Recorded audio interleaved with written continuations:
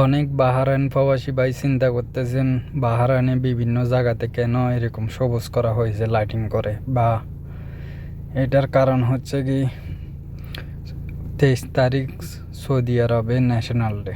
তার জন্য বাহারাইনে বিভিন্ন জায়গাতে সবুজ করা হয়েছে লাইটিং দিয়ে, এবং কি সৌদি আরবের ফ্ল্যাগ বিভিন্ন জায়গায় দিয়ে এইভাবে সবুজ করা হয়েছে। দেখবেন বিভিন্ন জায়গাতে সৌদি আরবের ফ্ল্যাগ লাগানো হয়েছে।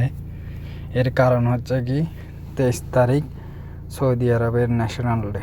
তাদের সৌদি আরব বাহরাইন একটা ভালো সম্পর্ক, একটা বন্ধু রাষ্ট্র। এই জন্য তাদের ন্যাশনাল ডের সময় এভাবে লাইটিং ফ্ল্যাগ সব কিছু করা হয় খুবই সুন্দরভাবে। মূল কারণ হয়েছে কি এটাই, অন্য কিছু না, তাদের ভালো একটা সম্পর্কর কারণে। দেখবেন ভালো সম্পর্ক হলে বিভিন্ন দেশে এরকম করে। ভালো থাকবেন সবাই, ভিডিও দেখ।